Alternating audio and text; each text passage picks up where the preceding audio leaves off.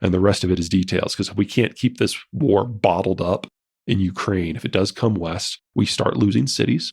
And unfortunately, if the Ukrainians win, the only way that they can stop the Russians from trying again is to cross the border into Russia proper and take out a couple logistical hubs that unfortunately are also major cities, places like Belgorod and Rostov-on-Don. And that would probably prompt the Russians to use nukes in a defensive manner. So I know this sounds horrible, but a stalemate in Ukraine is probably the best case scenario for everyone except the Ukrainians. Anything short of winning is absolutely intolerable, but if they're going to use nukes in Ukraine, that really doesn't help them very much. No, but why wouldn't the Russians use or threaten to use nukes on anyone supplying weapons to Ukraine at this point?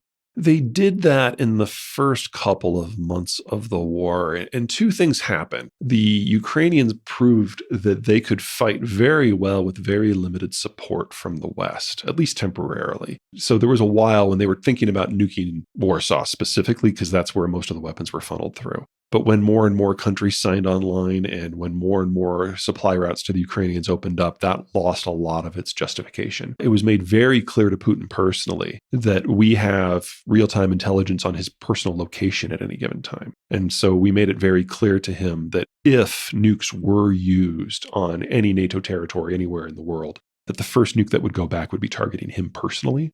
And that focused a few minds in the Kremlin. That only works so long as we're locked up in Ukraine.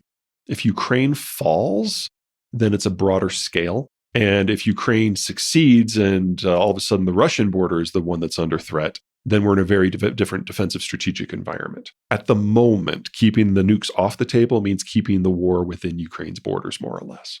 Why is Putin suicidal under certain of these scenarios? Any significant use of nukes is obviously suicide. The Russian demographic situation has decayed to such the point that without a more secure outer perimeter, they probably will be gone as a functional country before 2040.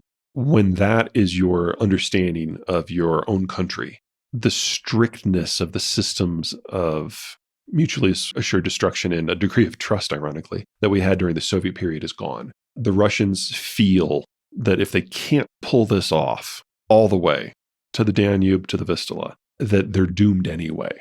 And so if they need nukes to get something that conventionally they can't get, they are fully willing to do that.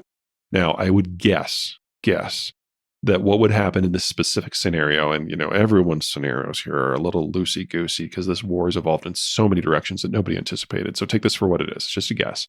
If Ukraine falls and the Russian military reaches the border with Poland and Romania and the Balts, the Putin government would have a conference call with Germany or with Berlin and London and Stockholm and Washington. No, we probably wouldn't bring in Washington. And in Paris and say, hey, look, we've already programmed the nukes. They're going to launch tomorrow at noon unless you repudiate your alliance with those 5 states and immediately and publicly begin your withdrawal of forces from all 5 of them. If you do that, we won't launch. And they'll try to break NATO one last time.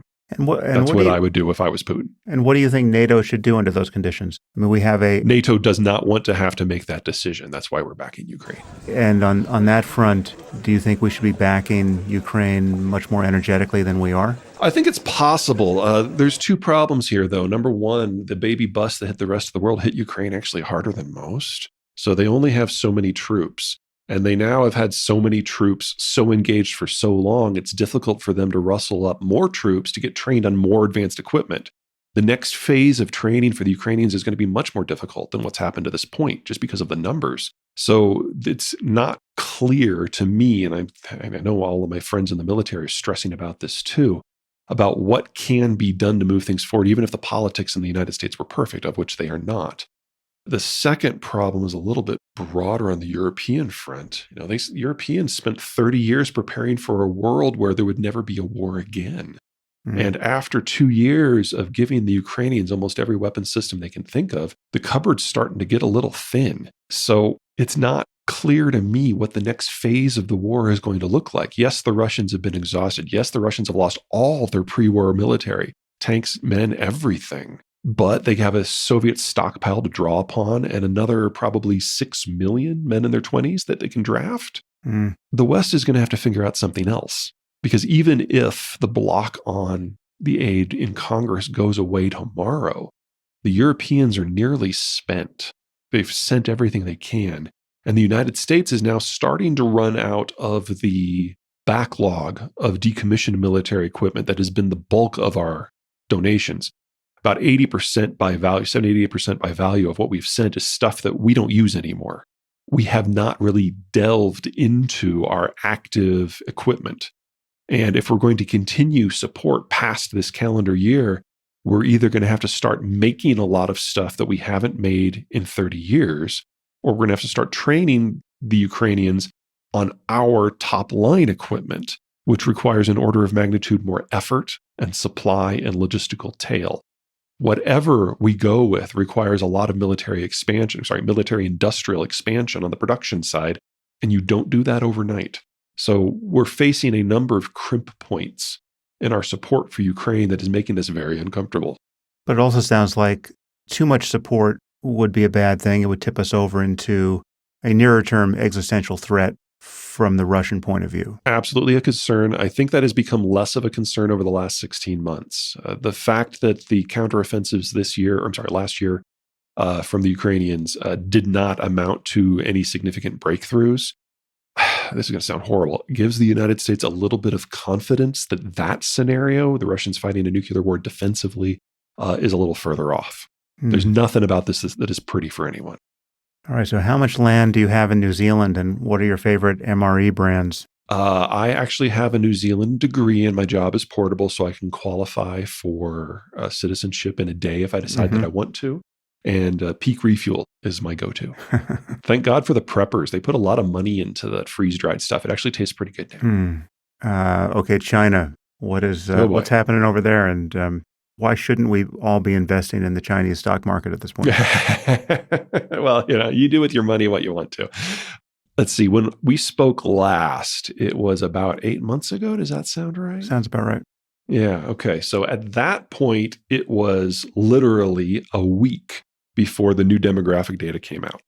And so at the time that you and I were speaking with Ian Bremmer, China was already the fastest aging society in the world and had the third or fourth fastest aging workforce ever recorded of any time. And they were on path to seeing their workforce cease to exist as a functional unit within a decade. Less than a week later, the data was updated, and they were then reporting that their their number of fresh births year on year had dropped by more as a percentage of their population than what had happened to the Jews of Europe during the Holocaust since 2017, which, there's no historical analog for that at all. And in the last month, they've updated the data again to indicate that they may have still overcounted the number of births that they've had in the last 5 years, because the number of kids that are enrolling in kindergarten is sharply lower than what they were expecting just 12 months ago. So we are seeing a country that is not in demographic decay, but is in the advanced stages of irreversible demographic collapse. And they are now literally running out of people in their late 40s already. And this is not even the worst case scenario. That is, what's his name? Yu Fishuan, I believe. I'm probably mispronounced that. Apologies. But he's a Chinese demographer who thinks that the overcount in the Chinese population is probably about 250 million people. We are looking at nothing short of a civilizational collapse over the course of the next 15 years. I would not invest in the stock market. And how would you expect them to behave in the meanwhile? From the CCP on down. Yeah, if I was going to use air quotes and a normal country, there might be any number of policy prescriptions that you could try to at least buy some more time or deflect this a little bit. But Chairman Xi has so inoculated the system. He's purged so thoroughly that there's no one left. Decision-making capacity within the government has almost fallen to zero. He's established himself as the sole decision maker, but he's also penalized the transfer of information. So the bureaucracy has responded to this by not even collecting data anymore, much less transmitting it. And so we're seeing policy collapses across the length and the breadth of the entire system that is really confusing the business community because they're not used to seeing this at the same time, and that you get a crackdown in the business community for being the only part of the system where there's, some thought and planning going on. This is not the recipe for something that's going to last a decade. The Chinese are almost itching, it seems, to find their way to state failure as quickly as possible. I don't mean that they're doing that on purpose, but I mean they're sabotaging their own government in honor of the cult of personality. It seems that much of the foreign policy establishment has not gotten this particular memo, and I still hear China routinely described as the other superpower, the emerging one, and the question is whether we're going to fall into some Thucydides trap with them. Sure. Graham Allison wrote a book by that title. Now, in defense of Graham, real quick, he did point out that only happens half the times. The Thucydides trap is not something that happens every time there's a transfer of power or a rise of a new power. It happens about half the time. In addition, the Chinese rise was largely because of the American-led globalized order. And they are actually more dependent upon that now than they were before. So if there were a war, the Chinese would not just lose it, they would lose it so thoroughly they would have a deindustrialization collapse complete with a famine in a very short period of time. So what are you expecting with them to do with respect to Taiwan? That's an open question. If the Russians succeed with what they want to do in Ukraine and Poland and Romania and the rest, they actually do buy themselves a lot of time. They get in a much better strategic position, and they will probably persist till the very end of this century. I think that's a realistic possibility. How do they buy themselves time demographically? I mean, don't they suffer the same demographic collapse or by absorbing those countries? The demographic situation is still problematic. Don't mean to suggest it's going to get better. But by being able to plug their military access points, they can focus most of the manpower that they have remaining on maintaining civil control. And if there's one thing the Russians know how to do, it's how to put down a protest. If they don't have to worry about the exterior power, they can worry about the interior elements. And they are, unfortunately, quite good at that. China doesn't have something like that. There's no place that China can go. There's no land they can occupy. There's no resource that they can secure that heads off their problems. They are the world's largest importer of almost every raw commodity, foods included. They import 80% of the stuff they need to grow their own food, and they're the world's largest food importer. They need a globalized system, healthy, vibrant, functional, and made safe by someone else. If they launch a war, they lose access to all of that overnight. So a war, even in Taiwan, that conquers the entire place without a shot, conquers Tokyo without a shot, Manila, Jakarta, all of it. Take the entire first island chain. Everyone just accedes. It's still not enough. They need full access to the entire globe for both consumption and production. And that's not going to be in the cards ever. So if you're betting on famine in China. You mean if I'm betting on famine again in China? Yeah. Right. Yeah. Okay, so you have a very different picture of America's future, although I'm not sure how sanguine it is, given the fact that we may be experiencing a nuclear winter, which will not observe any political borders. That would suck. Yeah. Just how rosy is your picture of life in America, given what you've said about the prospects of failing to avoid a nuclear war, which is really more or less everyone's assumption about the future? Fair enough. Well, China, I think, is going to ultimately descend into a disintegration where it falls apart in its own juices. I think the challenge of the China disintegration is going to be largely one of replacing the industrial plant that's necessary somewhere else in the world, in North America, before we lose all the Chinese stuff. And that's a bit of a race. And I'm actually been fairly optimistic at how fast the American business community has moved. In the last 5 years, we've seen industrial construction spending more than quadruple in the United States. And in the electronic space, it's increased by a factor of 10.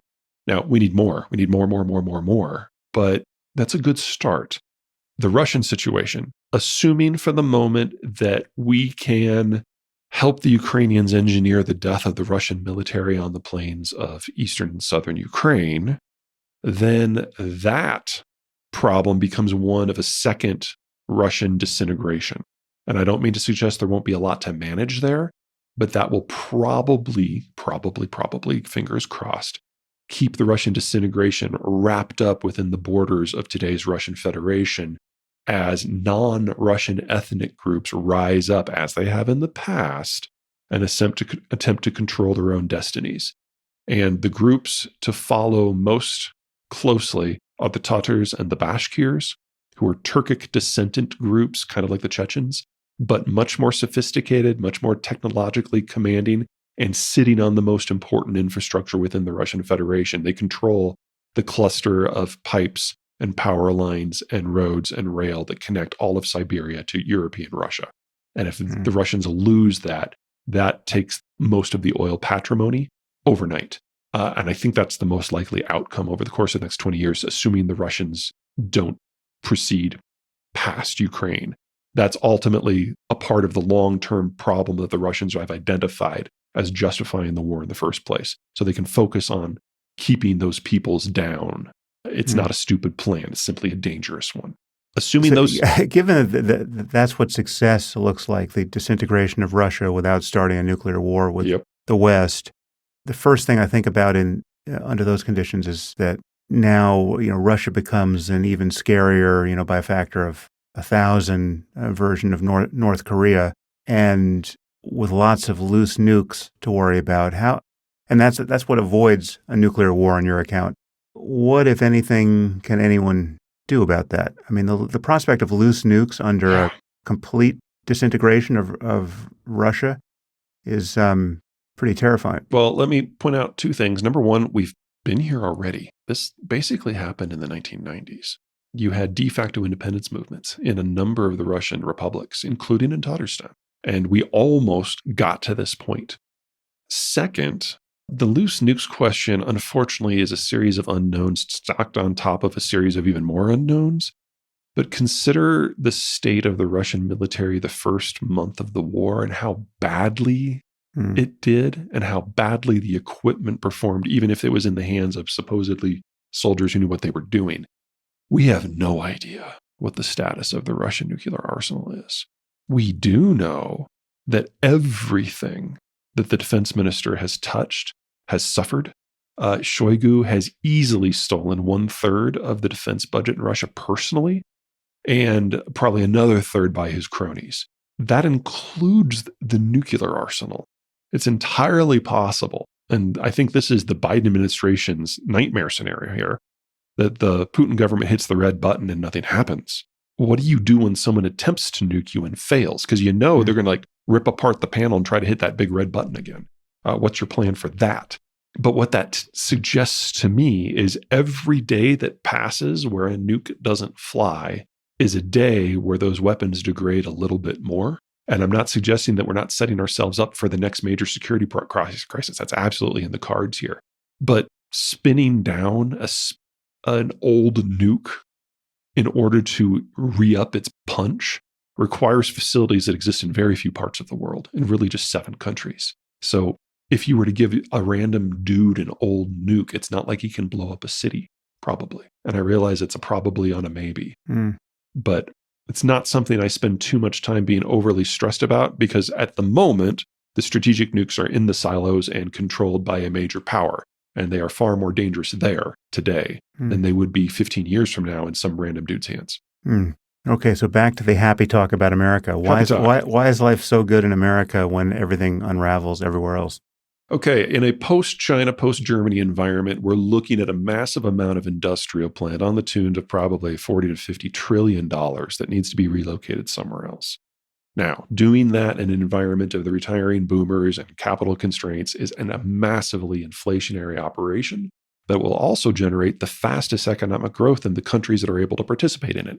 So I would anticipate over the course of the next several years, let's call it a decade at tops, that we're going to roughly double the size of the industrial plant in North America, leveraging American capital and labor with Mexican consumption and labor, and with the Canadians coming in to help wherever they can. That is an amazing growth story. It's a stressful one. It will push everything we have to the limit. But, the fastest growth in history, that's nothing to sniff at. That, in my mind, is a great story. It's against a backdrop of a lot of global crap, but it gets us to a place where our supply chains are largely immune to international shocks. That's a plus. What about the problem of U.S. debt going forward? Okay, I'm a fiscal conservative, so I really don't like talking about this issue. But it's really hard for me when I look at it geopolitically to get too concerned. And that doesn't mean that I think that Biden or Trump or Obama or W had the capacity of crafting a meaningful economic policy. I think they all failed. But a few things to look at. First of all, let's talk about outer reaches. How far can we go before it's a problem? Japan's national debt, if you include pension arrears today, is over 500% of GDP, so 4 times ours. And they're still there, and they are not the global currency. So even in the worst case scenario, we can quadruple our debt from our current levels, and it might make for some uncomfortable thinking in a number of ways, but it wouldn't destroy the country. Second, we get a lot free. As long as we maintain our long-term growth pattern, which for the last 50 years has been about 3% a year. That means the first $850 billion of debt is kind of free because it doesn't expand the debt load as a percentage of the economy. That's a lot of wiggle room. And in a number of years of the last 20, our deficit expansion has been below that level.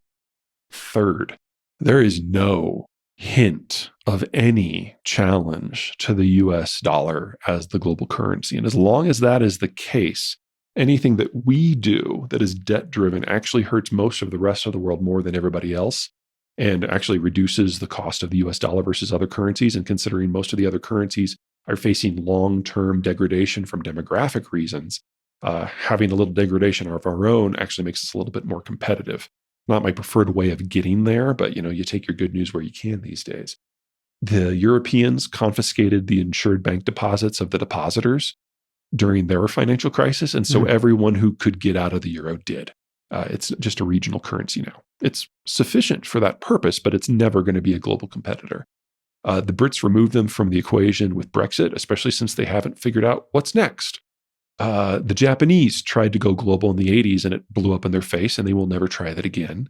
The Chinese yuan is not convertible, and people forget that the money supply in China is over double what it is here, despite the fact that they're not a currency of trade and they're not a currency that stores value. They've done everything to their money supply that all the gold hawks say that the Fed is doing, and they've been doing it harder and longer. So there's no competition there. And my personal favorite is BRICS, because in the opening statements in Johannesburg last year, the Chinese, Indians, and South Africans, all in their opening statements, said they had no interest in a BRICS currency at all. And they wanted just the dollar system to continue, and would people please stop asking them about it? But that doesn't match with the discussion in financial circles in the United States. So that was very underreported. I just want to take a moment to entertain a counterfactual here. Sure. So you've got fairly explicit and hair-raising, in many cases, predictions. What would have to happen for them not to be true? I mean, let's just take 2 points here. You take the bearishness on Europe or on China versus the bullishness on America. Let's just say that the opposite is the case. Sure. Europe thrives, China thrives, and America stagnates. What is the scenario that could make such a thing happen, which is to say falsify those 2 core predictions? There's 2 moving parts which are difficult to predict that in theory could deflect my forecast significantly. The number one is the countries who have agency. In a world where trade works, you have to have a semi-militarized system to ensure that civilian traffic on the seas can go wherever it wants to, whenever it wants to. And if the United States decides to use its agency to protect this system, regardless of what it thinks about getting in return, then the United States can inject life into this system to a degree. We can't do it on a global basis. We no longer have the naval forces for that.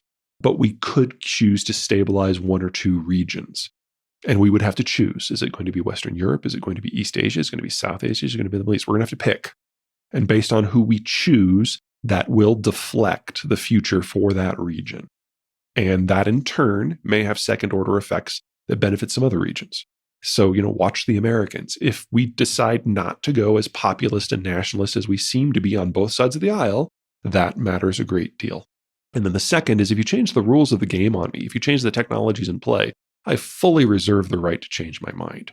So, for example, right now, the green transition can't happen.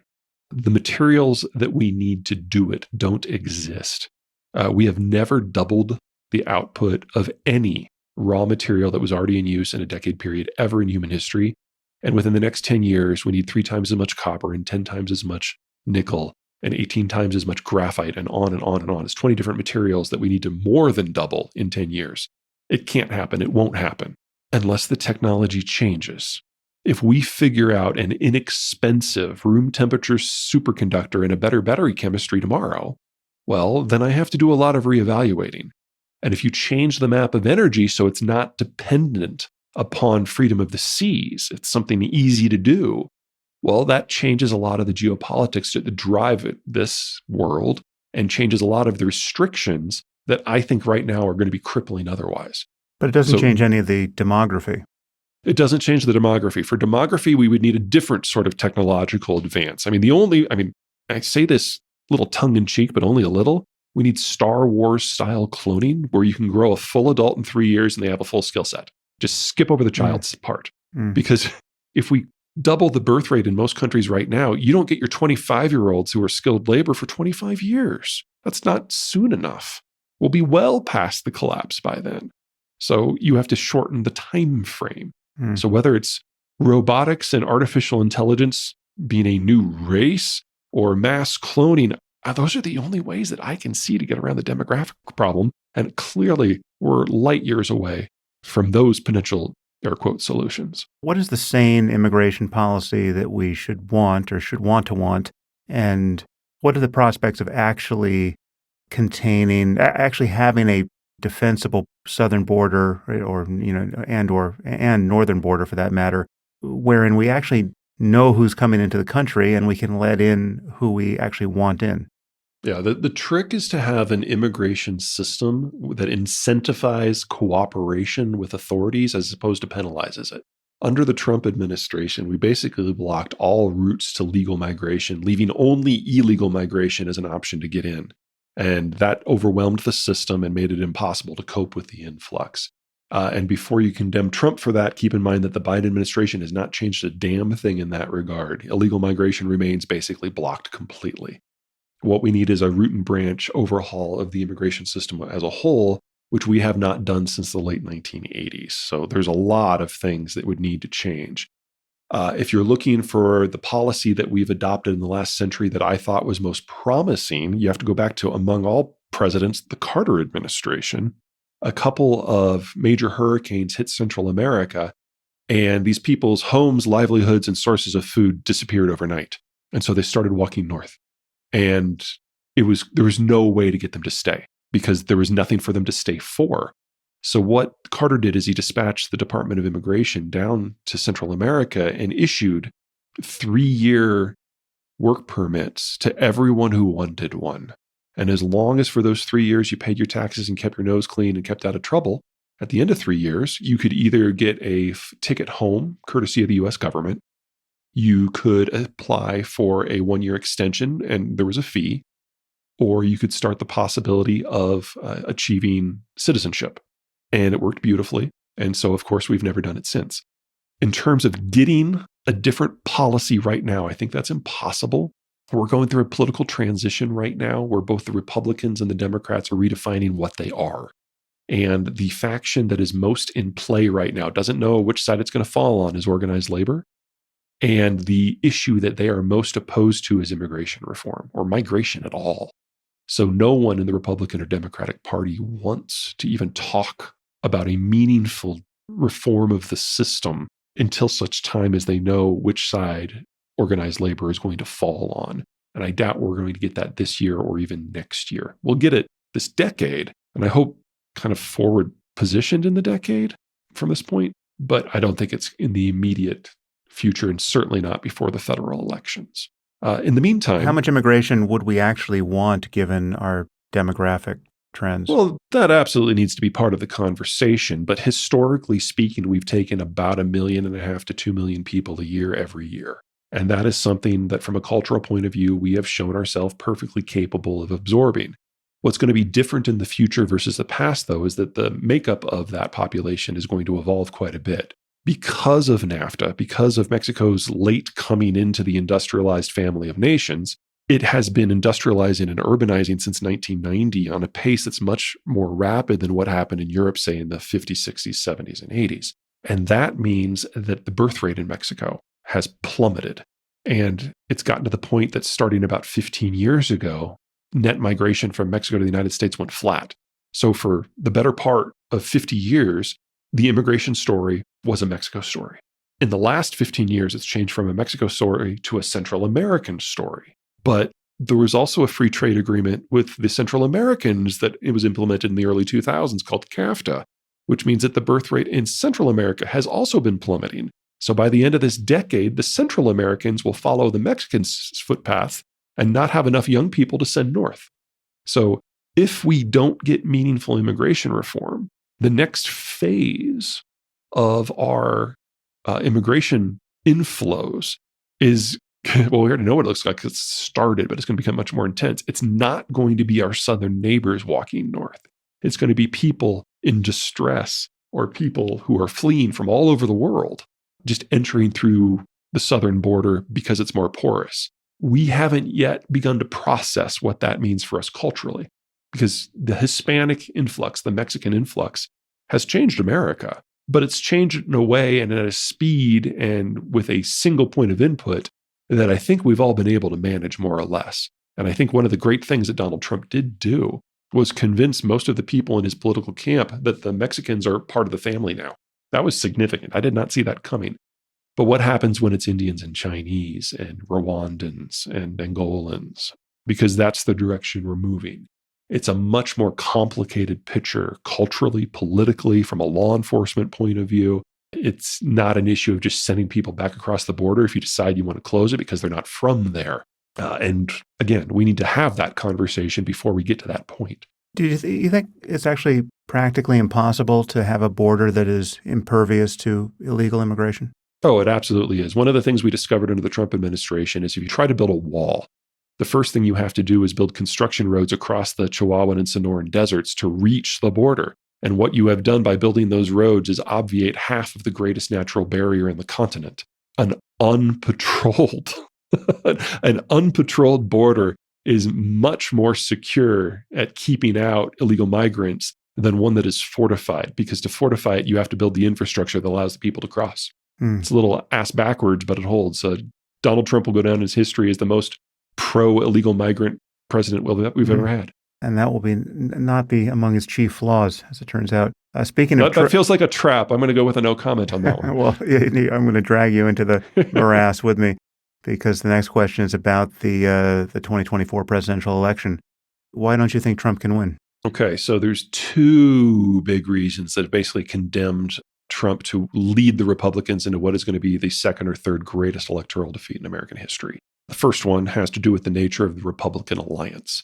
The reason the Republicans have historically done well at the ballot box, especially in presidential campaigns, is their coalition doesn't fight. So you've got your social conservatives who don't care about military policy. You've got your military voters who don't care about fiscal policy. You have your fiscal policy voters who don't care about national defense, and on and on and on. You've got a relatively tight coalition with only a few factions. No one gets pissed off when another faction gets their way, and everyone shows up to vote. It's reliable. Maybe small, but it's reliable. The Democrats are kind of a mess. You've got your coastal elites, you have your organized labor, and you've got your various minorities, and they fight all the time about everything. They have different opinions on what civil rights even means. I mean, you talk to gays and blacks, you get different answers. You want to talk industrial policy, you talk to Greens and unions, you get different answers. So it's hard for them to win at the federal level, because anyone who tries to run on the issues and in energizing one faction, they piss off another one, and not everyone shows up to vote. Okay. What has happened under Trump is he started that Democratic-style internecine warfare on the Republican side. And so we're not going to get everyone to show up in the first place. So just on the merits, Republicans will defeat Trump just by not showing up. Second problem, independents. People have forgotten what went down in the midterms. We've only had two examples before last year before last, I guess now, in American history, where the party that was not in control of the presidency did so badly in the midterm. And that's because Donald Trump spent 2 years telling the world that the general elections in the United States doesn't matter. It should all be decided at the primary level, where he dominates. Well, for an independent voter, the general election is the only place that you matter. And so the general response was hold my beer. And they voted massively against any candidate that Donald Trump personally endorsed. For the Republicans to win in a typical year, they not only need to hold their coalition together, but because it's a smaller coalition, they need to get at least a majority, preferably 2/3, of independent voters. They can't do that anymore. Not only is their own coalition breaking, but independents are strongly voting against anything that touches Trump. And a 2-to-1 swing against them, like what we saw in the midterms, is a far more likely outcome for 2024 than anything else. That tells me, just looking at the numbers, that Trump is probably going to carry 10 or 12 states, none of them big, none of them including Florida or Texas. And it's just a question of how long the coattails are from those decisions. I have no idea about the coattails. Americans are very finicky on that. Why wouldn't the current political polling be tracking this? I mean, if you're polling likely voters, and presumably independents are also included in those polls, so is it just that you're assuming that the people who imagine that they are likely voters aren't in fact likely voters? Well, we have a data problem and a definition problem. The data problem is that true independent voters don't do polls, and certainly not a year out. Second, there's a definition problem. You've got roughly, let's call it 25 to 30% of the population that's hard Democrat and hard Republican. They're not going to be swayed. You've got another 15 to 20% that says they're on each side, that says they're independents, but really they vote for the Republicans or the Democrats over 90% of the time. So they're not really independents. The 10% in the middle, those are the ones that matter. Those are the ones who decide elections, and they never answer polls. You mean these are the kind of people who just hang up when the pollster calls? Yeah, exactly. And they don't even start thinking about politics in a meaningful way, oftentimes until they're driving to the voting booth. All right. Well, this is one of your predictions, which has the merit of being confirmable very or disconfirmable. Easy to vote up or vote no very, very soon. Yes. 7.5 months. We will know, or thereabouts. Now, this all, of course, assumes that Biden doesn't die and Trump's not in jail, which are, of course, non-zero risks. Right. What would you expect to happen if Biden died or was otherwise unfit or less fit than he is? If Biden dies after the Democratic convention, then it's Kamala Harris. And in a Harris versus Trump fight, I think Trump would probably prevail. If Trump goes to prison before the Republican convention, then the Republicans have an opportunity to pick someone else, anyone else. And any other Republican would probably wipe the floor with Joe Biden. So timing of the conviction and timing of the death would really matter. And if we're going to talk about Joe Biden dying, we have to talk about Donald Trump dying because, they're only we're born like an hour and a half apart. Or really, what was it, 4 years apart? Yeah, if Trump were to become our next president, he would be the oldest president ever to take office, just like Joe Biden would be. Right. All right. Well, so given this litany of fairly grim prognostications, what is your level of? You don't strike me as a gloomy guy. You don't strike me as a lunatic prepper who's spending all your time hedging your bet against the future. What is it like to be you, given that these are the kinds of thoughts you spend a lot of your time, all of your professional time thinking? I actually feel pretty good. The globalized period was a period in history. It was never going to last forever. And now we're in an interregnum between this and whatever comes next. And whatever comes next is going to involve the United States in a very good position. So we're going through the changes right now, and that's awkward, and that's painful, and that's part of our political process too. But we've gotten through it before. As to the American political phases, I think, unfortunately, that we're going to go into a much more isolationist retrenchment position, regardless of what happens with our presidential politics. I think that is a fairly strong belief on both the left and the right now. And even if there was another popular option right now, I don't think we'd be able to really discuss it until the Democrats and the Republicans reform as whatever they're going to be next.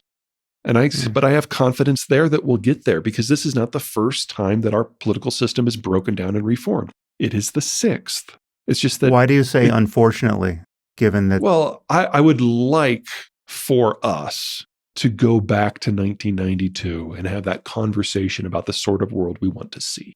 I would love to have that conversation, open, honest, direct, and forward-looking. But that's not going to happen.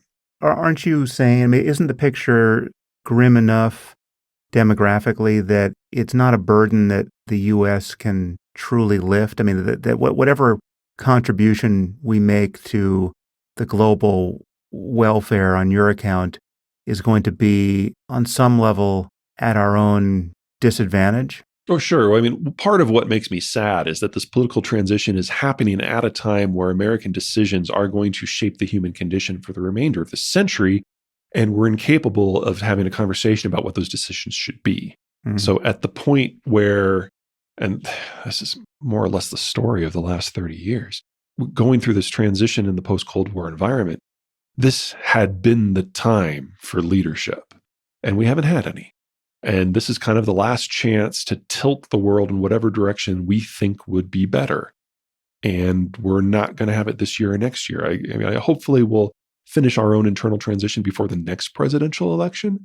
But by that point, there's really not a lot that could be done for the Chinas and the Italys and the Germanys and the Koreas of the world. Well, Peter, it's always interesting. Thank you for the time you've taken here, and I'm looking forward to seeing how the conversation with you evolves.